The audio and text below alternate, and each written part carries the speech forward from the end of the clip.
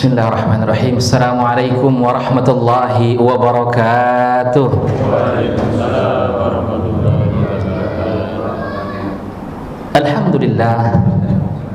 Alhamdulillahil wahidil ahad, al-fardis samad, alladzi khalaqal insana wa lam yansa ahad. Wa nusalli wa nusallim ala sayyidina wa nabiyyina wa habibina Muhammad wa ala alihi wa sahbihi wa man tabi'ahum bi ihsan min yaumina hadza ila yaumil mi'ad, amma ba'd. Subhanaka la ilma lana illa ma 'allamtana innaka antal alimul hakim wa tub 'alaina innaka antat tawwabur rahim. Wa la haula wa la quwwata illa billahil aliyyil 'azim. Rabbi shrah li sadri wa yassir li amri wahlul 'uqdatan min lisani yafqahu qawli. Ibadallah, fa inni musikum wa iyaya bittaqwallah. Taqwa ilahil alamin, fa innaha 'izzun wa hirzun fid dunya wal marja'i. Fiha ghinad darain wastamsik biha walzam tanalu ma tashtahihi wa tad'i. Segala bentuk puji syukur, rasa terima kasih, mari sama-sama kita haturkan kehadirat Allah Subhanahu wa taala, karena berkat taufik, inayah, hidayah serta kasih sayangnya di malam, di waktu, di tempat yang sangat baik dan penuh keberkahan ini, kita masih sama-sama diberikan oleh Allah Subhanahu wa taala kesempatan untuk sama-sama menunaikan ibadah salat maghrib berjamaah, dilanjutkan dengan menuntut ilmu.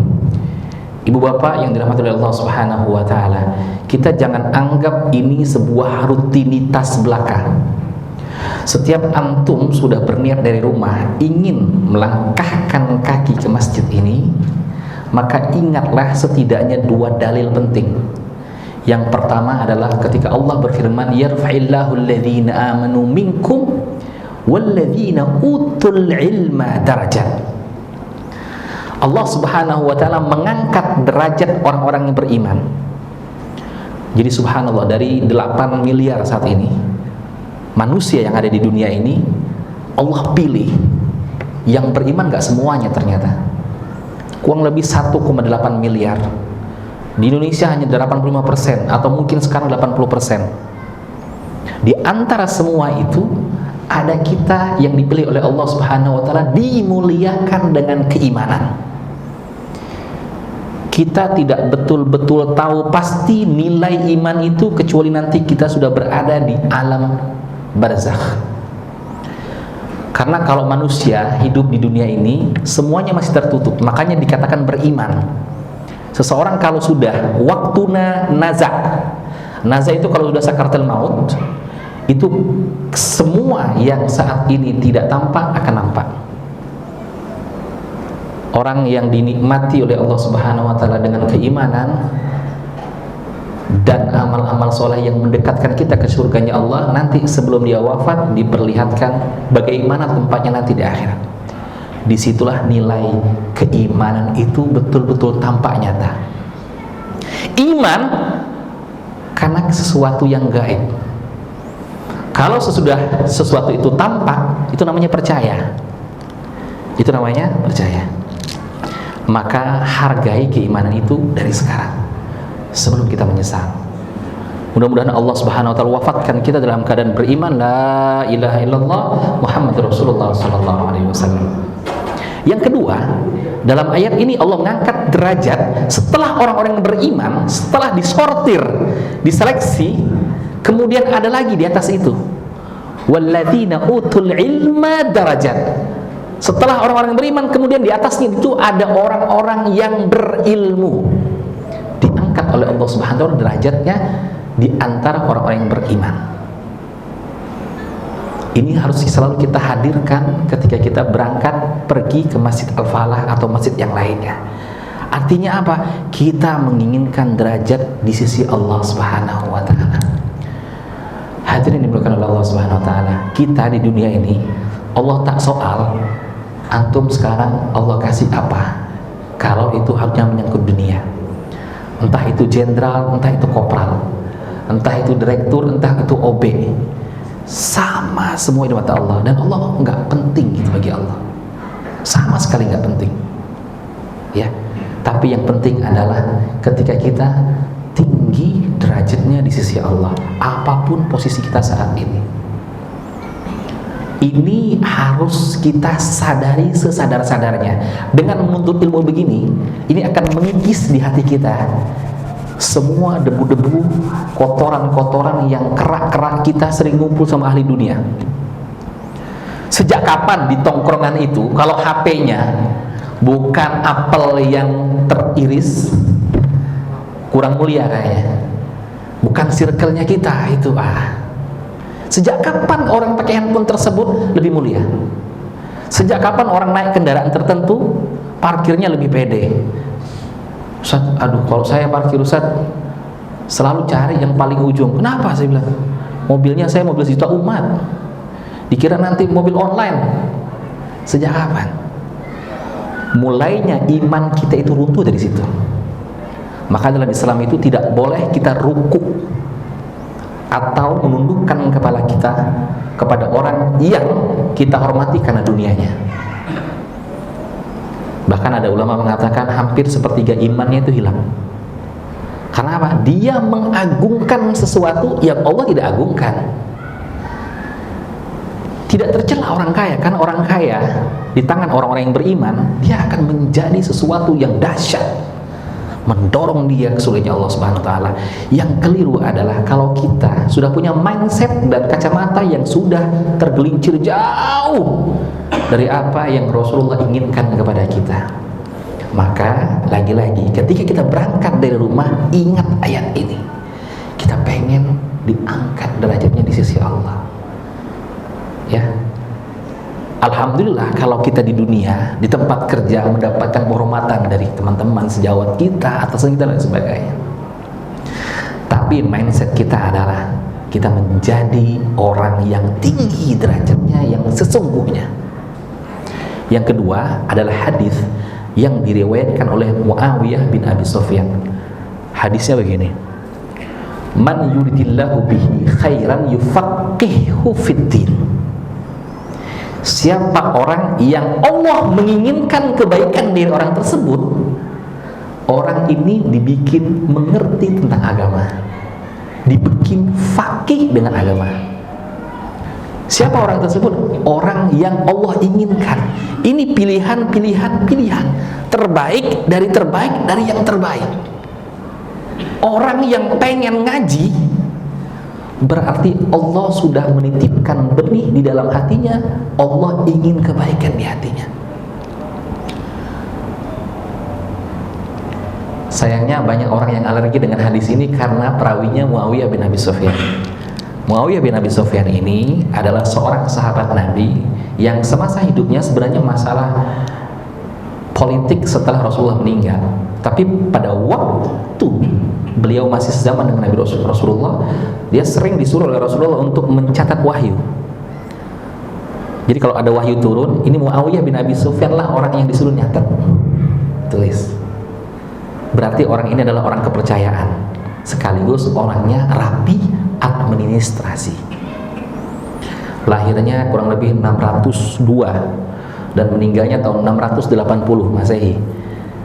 Dan dia adalah orang satu-satunya dan yang pertama kali perdana mengubah kepemerintahan atau sistem pemerintahan zaman dulu dari kekhalifahan menjadi monarki atau menjadi politik dinasti. Siapapun yang menjalankan ini dan disalahgunakan, Muawiyah bin Abi Sufyan adalah orang yang pertama ditransfer apapun itu yang menjadi pilihan politiknya. Tapi kita tidak terlalu panjang ke sana, ya, karena setiap sahabat itu adalah punya kemuliaan tersendiri.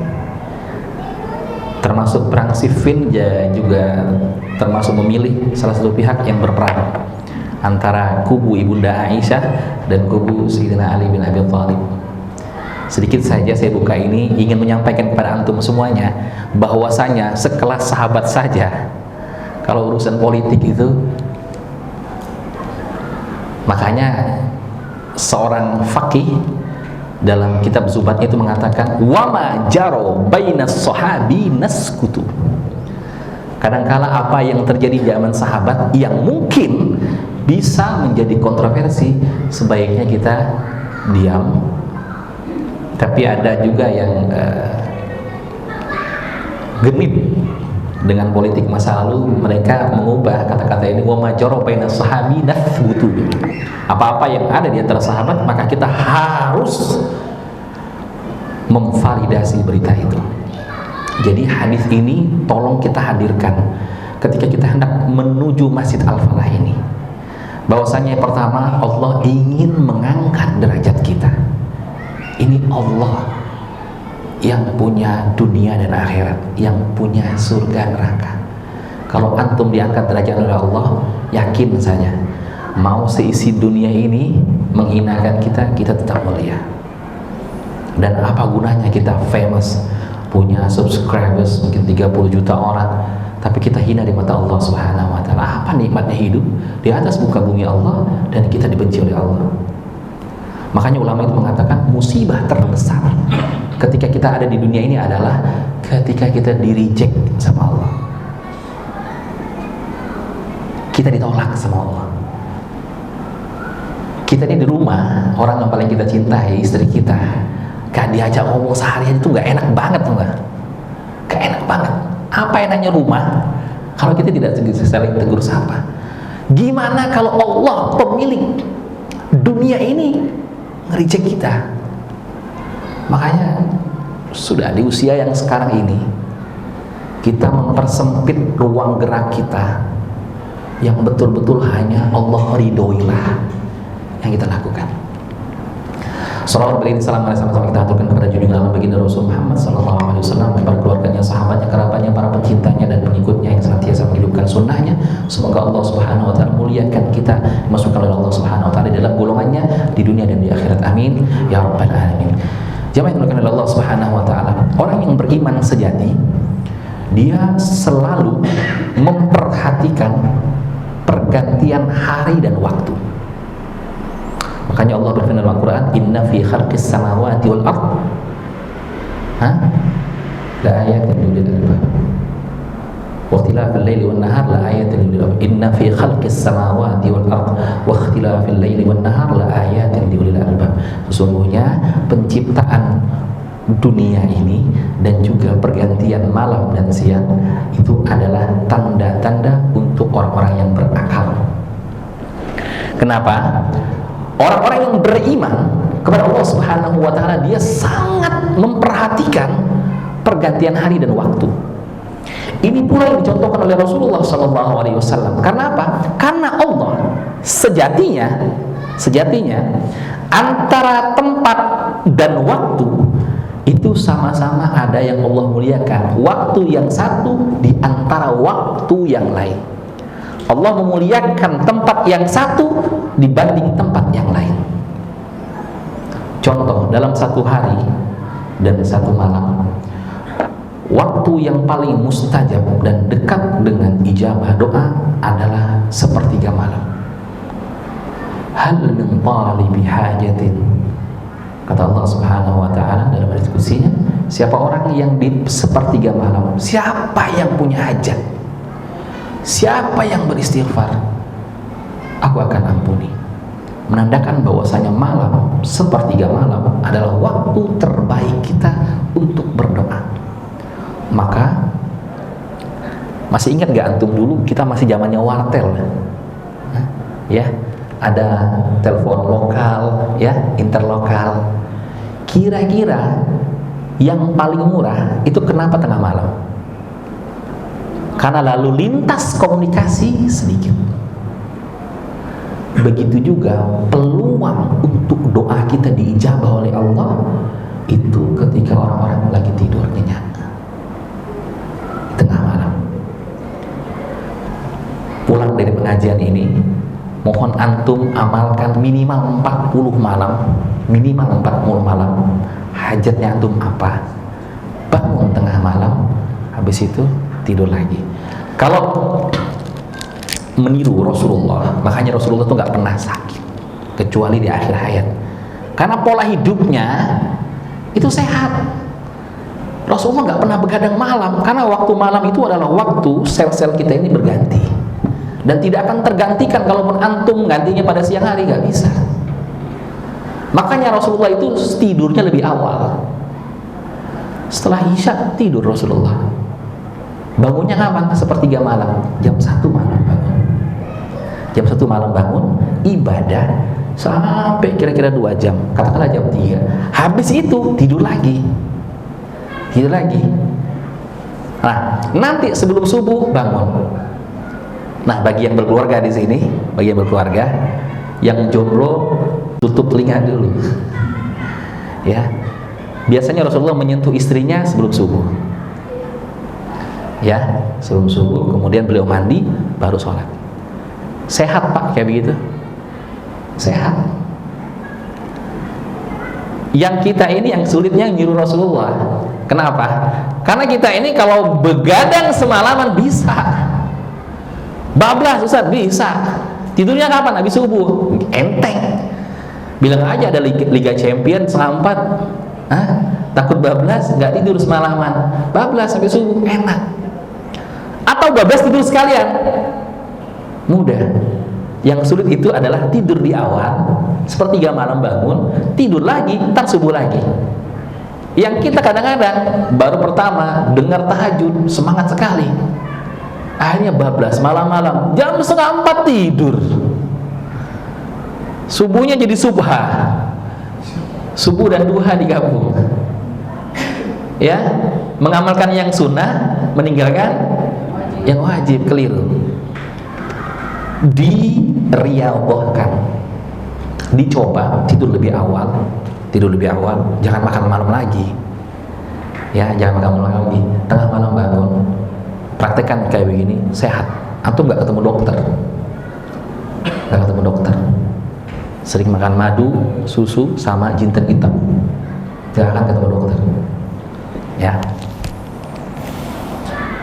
Jadi orang yang beriman itu dia sangat memperhatikan pergantian waktu dan siang dan juga malam.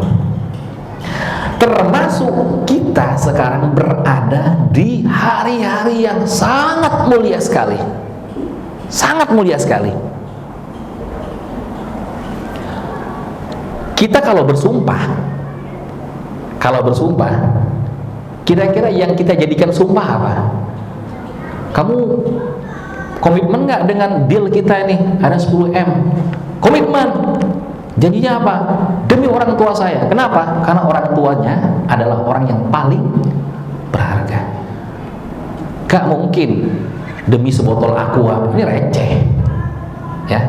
Maka kalau dalam ilmu tafsir itu, setiap Allah bersumpah dengan sesuatu, maka ketahuilah sesuatu itu adalah hal yang penting banget.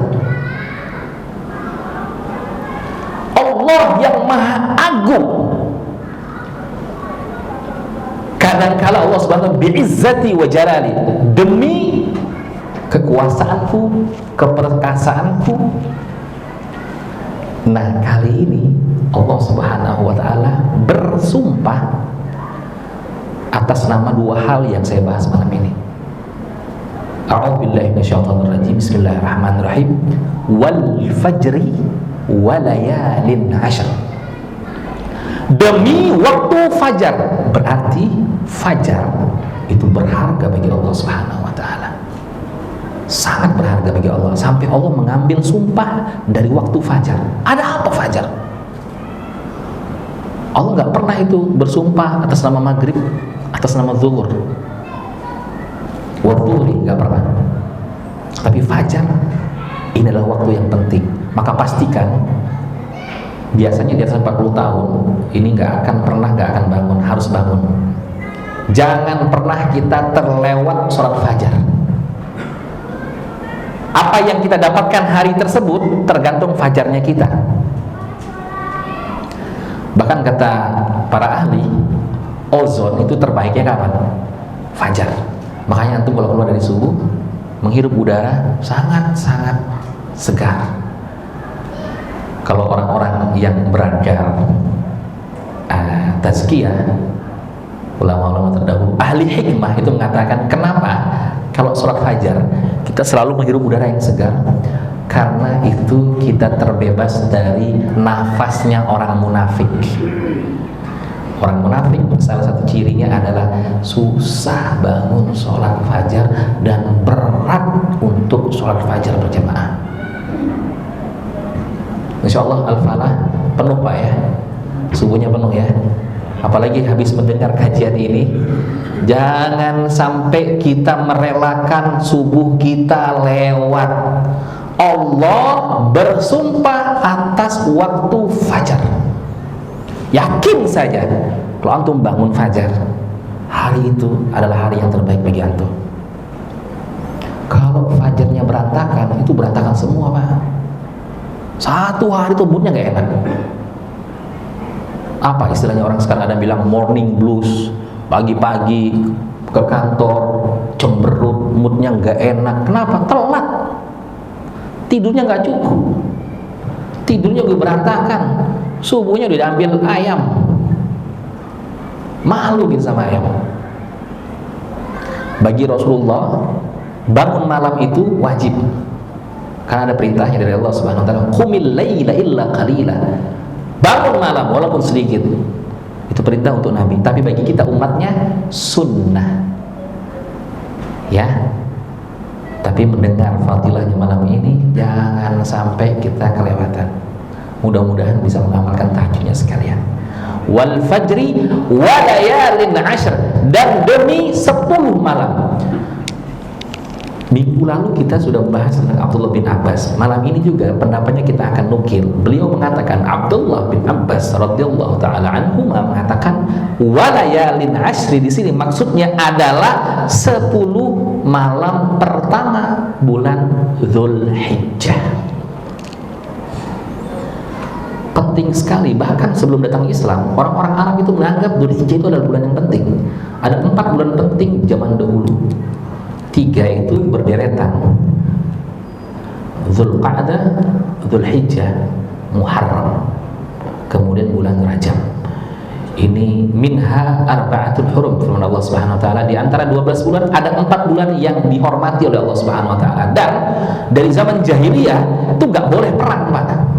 Kalau mau perang enggak boleh di 4 bulan ini. Waktunya break. Enggak boleh dilanggar. Pernah suatu hari dilanggar oleh Yahudi Bani Quraidah. Ini juga saya ingin jelaskan sedikit saja. Waktu itu Rasulullah SAW bersabda, "Wala yusalliyanna ahadukumul asra illa fi Bani Quraidah." Nih lihat, karena saya juga mengampu fikih arba madhab di sini atau 4 madhab, lihat pernyataan Rasulullah Bani Quraidah. Mumpung kita menyerempet sedikit ke Bani Quraidah. Rasulullah pernah bersabda kepada para sahabatnya, wahai para sahabatku, waktu itu Bani Quraidah ini sedang berkhianat karena mereka mau perang di bulan Dzulqa'dah, bulan di mana di situ dilarang untuk berperang. Rasulullah bersabda, la yusalliyanna ahadukumul asra illa fi Bani Quraidah. Wahai para sahabatku, jangan sekali-kali kalian sholat asar kecuali di Bani Quraidah. Jelas ya, nasnya jelas, teksnya jelas, pesannya jelas secara eksplisit. Jangan kalian sholat asar kecuali di Bani Quraidah. Para sahabat ini tidak satu kafilah, ada beberapa kafilah. Ya. Mendengar hadis ini, apa yang dilakukan sahabat? Masuk waktu asar. Kata sahabat satunya, kita sholat sekarang di sini di perjalanan. Gak bisa, kata sahabat yang lain. Ingat pesan Kanjeng Nabi. Kita tuh sholat asar di Bani Quraidah, ya pesannya tadi itu. Tapi ini waktunya udah masuk, kata sahabat yang lain. Gak bisa, saya harus sholatnya di sana. Maksud Rasulullah yang bilang begitu adalah kalian buru-buru sampai ke Bani Quraidah, buru-buru. Jangan sampai asar kalian masih ada di jalan. Begitu maksud Rasulullah. Makanya jangan sholat asar kecuali di Bani Quraidah. Tapi ada sahabat lain mengambil hadis ini secara tekstual. Gak bisa. Madama Rasulullah, selama Rasulullah mengatakan seperti itu, maka saya tidak akan sholat kecuali Bani Quraidah. Ada 2 pendapat pada ulama sahabat waktu itu. Ada yang sholat di jalan, masuk sholat asar, ada yang tidak. Sampai bahkan sholat asarnya lewat, dia tetap sholat asar di Bani Quraidah. Ngadu ke Rasulullah 2 pendapat ini. Rasulullah mengatakan dua-duanya benar. Dua-duanya benar. Jadi ijtihadul ulama itu sudah ada zaman dulu. Ya. Saya menyinggung ini karena saat ini, sebelum saya ditanya nanti di akhir, saat ini kita sama Saudi berbeda. Ya, kemarin udah dengar ya dari pemerintah ya, bahwasanya Indonesia itu Idul Adhanya tanggal 17 Juni, sedangkan di Arab Saudi tanggal 16 Juni sudah Idul Adha. Artinya mereka di sana hari Arafahnya tanggal 9 Dzulhijjah adalah jatuh di tanggal atau di hari Sabtu. Sedangkan kita di sini hari Arafahnya jatuh di hari Ahad. Kok bisa berbeda seperti itu? Kalau dalam fikih Syafi'i dan dalam kitab-kitab klasik itu ada dua syarat penting untuk menentukan arah kebijakan. Yang kedua adalah, yang pertama adalah matla'us syams, yang kedua adalah hakim.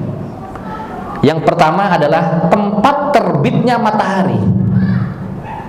Tempat terbitnya matahari dan pemerintah yang sah.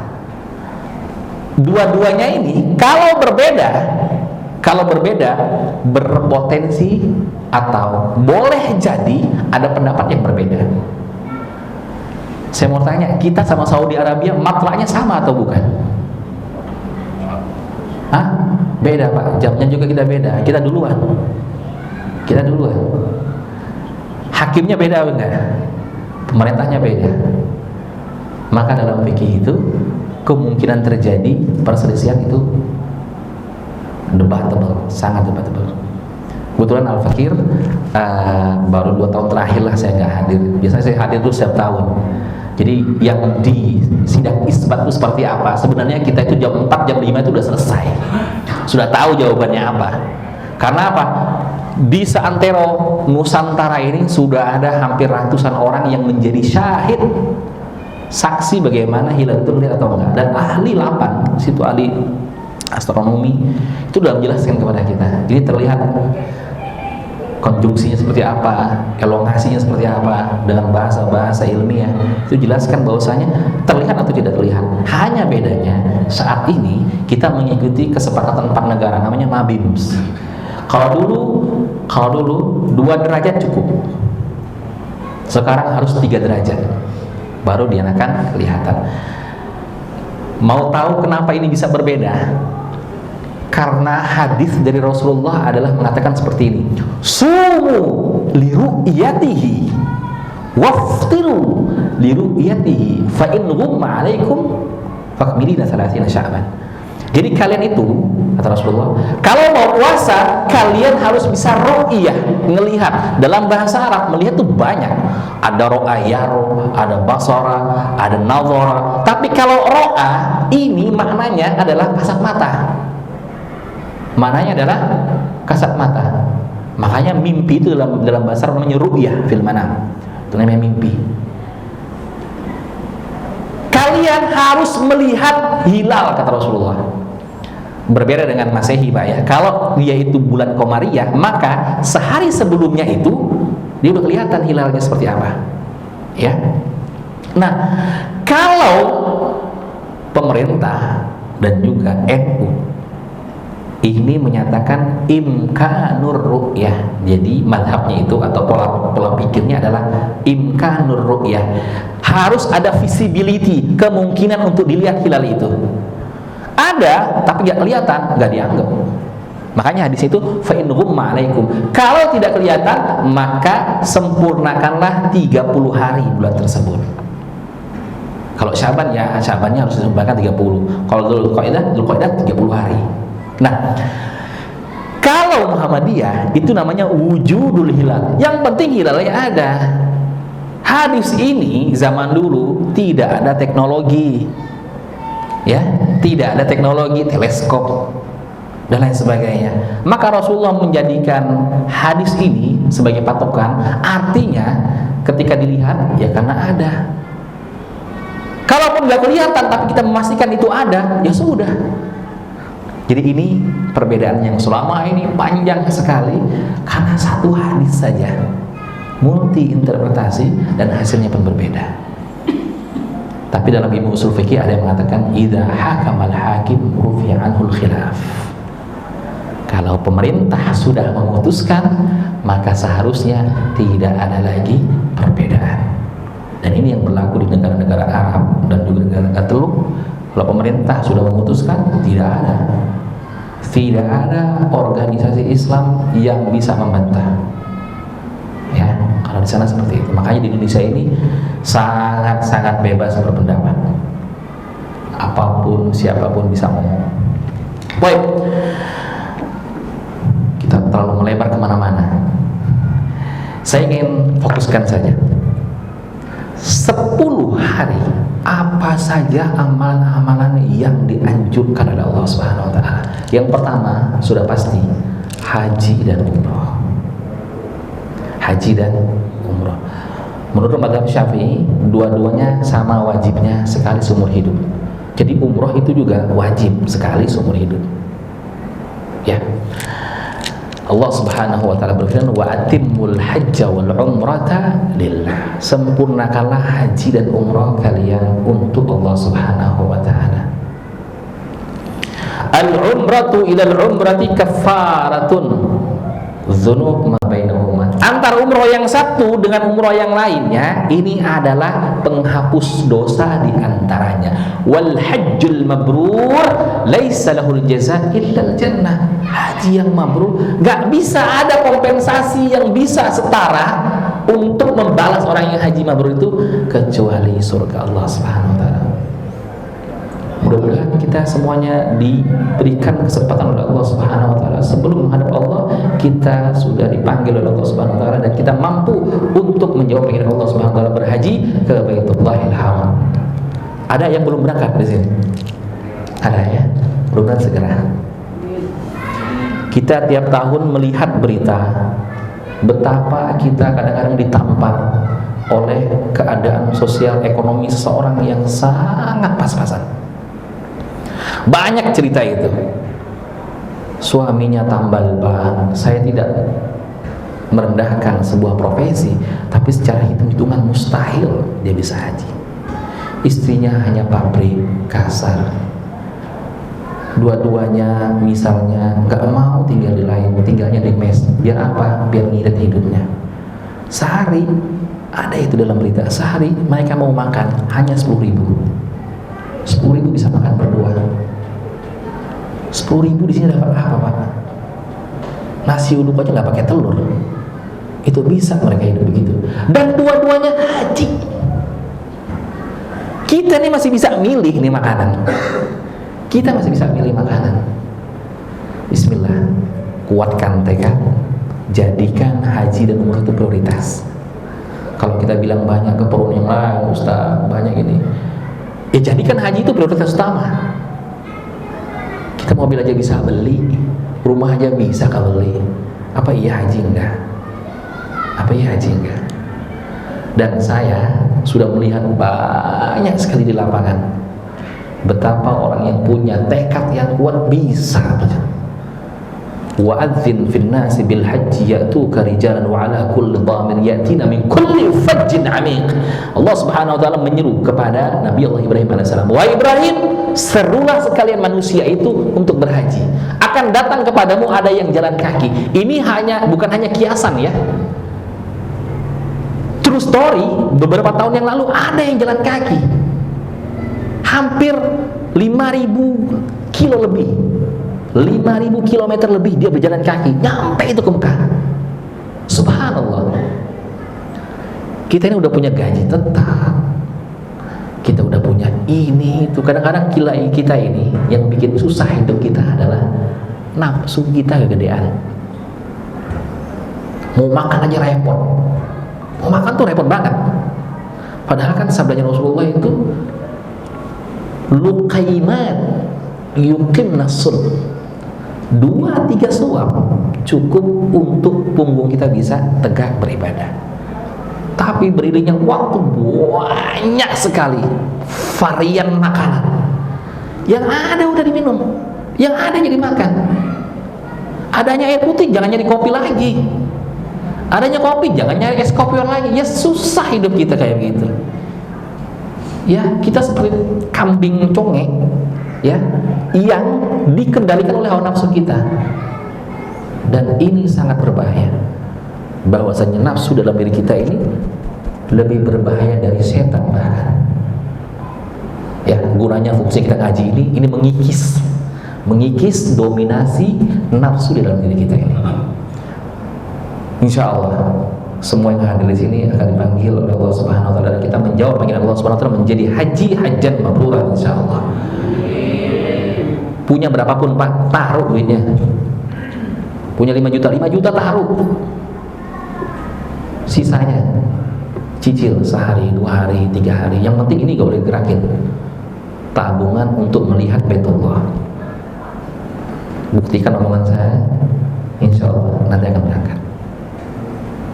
Bagaimanapun caranya, itu urusan Allah. Itu urusan Allah. Allah Maha Baik. Allah gak pelit.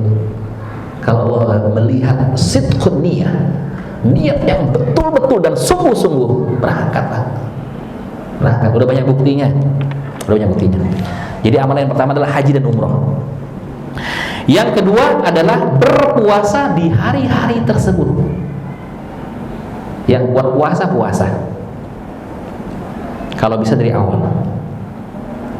Apa sabda Rasulullah sallallahu alaihi wasallam, "Ma min 'abdin yasumu yawman fi sabilillah illa ba'adallah bidzalika al-yawm wajhahu 'an-nar 70 kharif." Tidaklah seorang hamba berpuasa sehari di jalan Allah melainkan Allah pasti menjauhkan dirinya dengan puasanya itu dari api neraka selama 70 tahun. 70 kharif ini makna aslinya adalah 70 kali musim gugur.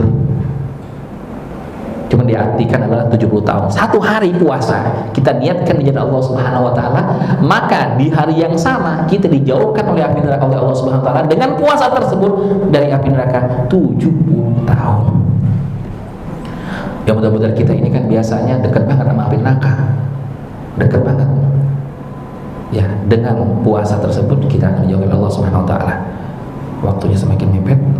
Kemudian yang tidak kalah pentingnya, ingat, puasa di hari Arafah. Ini ada 2 versi. Saat kita ikut yang mana? Ikut pemerintah. Ya, nggak apa-apa. Ikut yang pemerintah. Karena fikihnya kita juga ngaji seperti itu. Ikut pemerintah. Siyamu yawm Arafah ahtasibu 'ala Allah an yukaffira as-sanata allati qablahu wallati ba'dahu. Aku, sabda Rasulullah sallallahu alaihi wasallam, menganggap dan berharap semoga Allah Subhanahu Wa Taala mengampuni dosa-dosa setahun yang sebelumnya dan setahun yang sesudahnya. Kalau puasa di hari Arafah. Kapan hari Arafah? Tanggal 9 Zulhijjah. Tahun depan kita udah diampuni Ustaz, kita punya saldo nih, bisa buat dosa. Enggak. Maksud dari hadis ini adalah ketika kita berpuasa, Allah mencabut keinginan kita untuk berbuat dosa selama setahun. Udah gak niat itu berdosa, udah jijik kita lihat dosa. Itu makna kalau puasa Arafah kita diterima oleh Allah Subhanahu Wa Taala. Sudah masuk waktunya Pak? Bentar lagi. Kemudian yang dianjurkan juga adalah takbir dan zikir. Takbir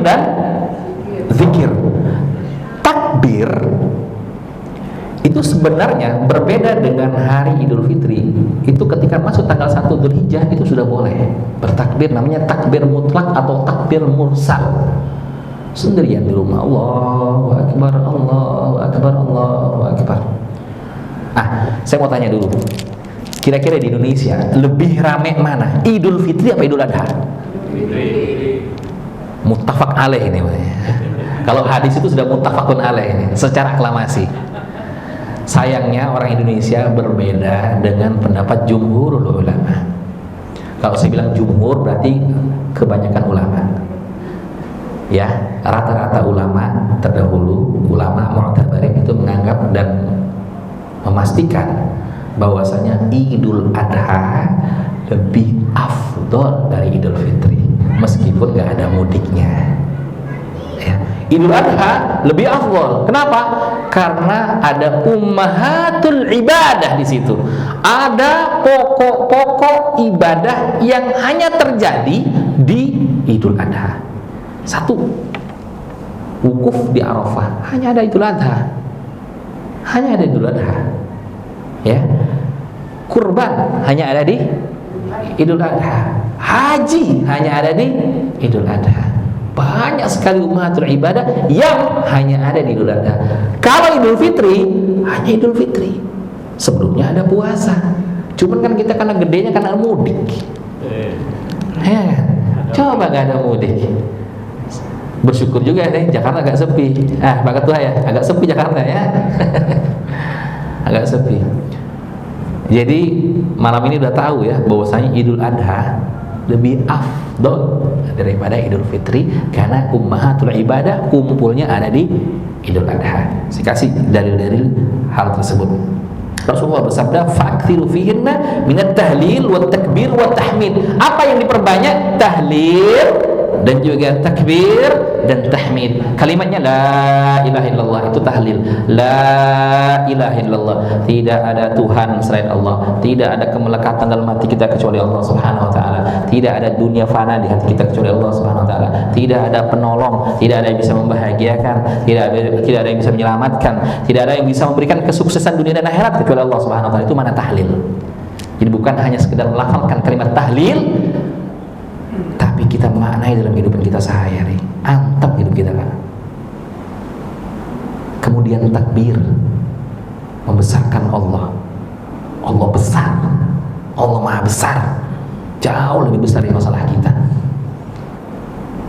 jauh lebih besar dari utang kita, jauh lebih besar dari KPR kita, jauh lebih besar dari ongkos haji, jauh lebih besar di dunia ini.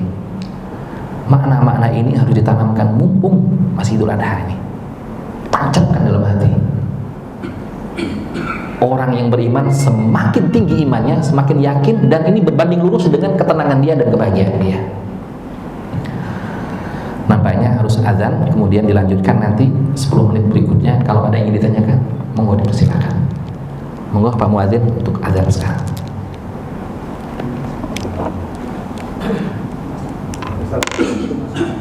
Assalamualaikum Mas. Ya, mangga. Silakan Pak. Jadi tadi kan dikatakan kita puasa Arafahnya ngikutin pemerintah. Padahal ini kan puasa Arafah. Apakah tidak lanjut ya antara yang kita ikuti Arafah atau ikuti pemerintah tanggal 9? Terima kasih. Baik, ini Tahan dulu ya, azan dulu aja. boleh, azan dulu aja. Biar nanti jawabnya nanti lebih tenang ya. Oh, masih 2 menit katanya. Baik. Ringkas saja. Sebenarnya itu penamaannya di hari puasa Arafah. Sebenarnya puasa Arafah maksudnya itu kan puasa 9 Dzulhijjah. Ya, puasa 9 Dzulhijjah. Saya sering dibully Pak di kantor gitu. Kamu ini puasanya gimana sih? Katanya puasa Arafah. No, di sana udah wukuf Sabtu. Ente puasa Ahad bilang. Saya mengikuti ulil amri, saya bilang. Ati Allah wa ati Rasul wa ulil amri minkum. Taatilah Allah, taatilah Rasul, dan juga ulil amri minkum. Tapi ini masih debatable Pak ya. Maksud saya di sini mengatakan adalah yang afdhaliyah, sebaiknya. Tapi kalau keyakinan kita mantap ikut Saudi misalnya, monggo, tidak ada yang salah. Kan saya mengantarkan ini approachmentnya, pendekatannya adalah pendekatan fikih. Ya, pendekatan fikihnya itu adalah ulama mengatakan kalau ada dua ini berbeda, maka potensi berbeda itu ada. Pertama, matla' syams, terbitnya matahari. Yang kedua adalah hakim, pemerintah. Jadi seandainya kita berbeda, misalnya berbeda dengan Papua, ya Papua, tapi masih satu pemerintahan, nggak boleh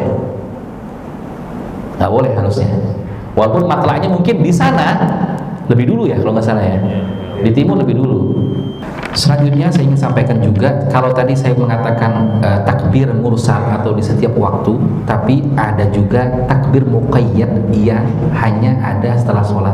Ini ada dua pendapat ulama, ada yang mengatakan dimulai dari subuh Arafah, ya, ada yang mengatakan juga enggak, mulainya habis maghrib sampai hari tasyrik yang ke-13 di sholat asar terakhir untuk sholat takbir muqayyad namanya. Kemudian larangan untuk orang yang sudah berniat untuk berkurban, tidak dianjurkan untuk memotong rambut dan kukunya. Berdasarkan hadis Rasulullah SAW, "Idza ra'aitum hilal dzulhijjah wa arada ahadukum an yudhhi falyamsik an sya'rihi wa adfarihi." Jika kamu melihat hilal bulan Dzulhijjah, kemarin sudah dilihat bulan Dzulhijjah, hilalnya sudah ada, dan salah seorang di antara kalian ingin berkurban, maka hendaklah ia menahan diri dari memotong rambut dan kukunya. Yang sudah niat, ingat untuk tidak memotong rambut dan juga kuku. Ya. Firman Allah Subhanahu wa taala, "La tuhliku ru'usakum hatta yablughal hadyu mahillah." Dan jangan kamu mencukur rambut kepalamu sebelum kurban sampai di tempat penyembelihan. Ada pendapat ulama lain, termasuk Ibnu Abbas dan Ibnu Mas'ud kalau nggak salah, itu mengatakan orang miskin yang tidak punya biaya untuk beli kurban ternak, dia boleh beternak dengan ayam. Maaf, berkorban dengan ayam, itu boleh. Ya, itu pendapat Ibnu Abbas, Ibnu Mas'ud kalau nggak salah. Ibnu Abbas, maaf, itu mengatakan boleh. Ya, tapi masa ya hari ini masih ada orang nggak bisa beli kambing ini, ya, beli rokoknya bisa, beli pulsa aja bisa, tahan dulu pulsanya 6 bulan bisa kambing itu satu, hah? Bisa kambing satu, nggak ada alasan kita nggak bisa. Kita itu kadang-kala terlalu naif, kita tidak berpikir bahwasanya ini adalah prioritas. Kalau jadi prioritas bisa, semua orang bisa. Cuman madhab kita Syafi'i aja ini yang berkorban itu wajibnya cuma sekali seumur hidup, sisanya itu sunnah muakkadah. Mazhab Hambali mengatakan wajib, mampu wajib. Berdasarkan hadis Rasulullah, wala yaqrubanna ahadukum masajidana. Jangan dekat-dekat masjid kita, kata Rasulullah. Orang yang mampu berkorban nggak berkorban, jangan dekat-dekat masjid Al-Falah deh. Ya. Di sini menyalurkan, Pak. Menerima dan menyalurkan ya. Banyak-banyakin. Insya Allah, Allah balas nanti. Allah balas lebih banyak lagi. Jangan sampai kita perhitunganlah beramal, nanti Allah perhitungan sama kita. Ada lagi yang lain mungkin sebelum kami tutup? Ya, monggo Pak. Sebenarnya ini adalah amrun mauquf, perintah yang sebenarnya tidak bisa dicari hikmahnya apa, tapi ada beberapa ulama yang mengatakan bahwasanya itu akan menjadi saksi kita di hari akhirat. Ya, kukunya kita, rambutnya kita ini akan menjadi saksi kita di hari akhirat. Sama dengan kita kalau bersujud, kalau sholat, misalnya antum mau sholat 4 rakaat, 2 rakaat, diupayakan di tempat yang berbeda. Semakin banyak kita sujud, semakin banyak makhluk Allah yang bersaksi bahwasanya jidat kita ini kita sujudin. Ada yang tahu nggak kenapa tempat sholat kayak begini dinamakan masjid? Masjid itu dalam bahasa Arab adalah isim zaman atau makan. Ya, sama kayak maghrib itu waktu gharaba, itu waktu terbenam, waktunya adalah maghrib. Masjid dinamakan masjid karena tempat bersujud. Antum pernah terpikir nggak? Padahal dalam surat itu yang lebih lama kita berdiri apa sujud? Lebih lama berdiri, Pak, karena ada Al-Fatihah, ada surat, habis itu rakaat kedua, sujud nggak lama. Tapi kenapa dinamakan masjid? Harusnya ya, itu dinamakan makom di rumah atau masjid ini namanya makom. Kenapa? Tempat berdiri. Karena kita lebih lama berdiri. Tapi karena inti daripada surat itu ada di sujud, maka disitulah dinamakan tempat tersebut. Makanya Rasulullah bersabda, Al-Hajju Arafah. Haji itu Arafah. Kenapa? Kalau nggak hadir di Arafah, nggak dinamakan haji. Jadi antum insya Allah naik haji nanti kelihatan tuh ada orang yang dengan infusnya tuh datang ke Arafah. Dengan infusnya datang ke Arafah. Kenapa?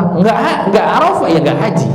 Sisanya bisa bayar dam, tapi Arafah nggak bisa. Nah, itu kalau kita menyebutkan sesuatu yang lebih penting, itu akan mencakup yang lainnya. Makanya di bukan masjid.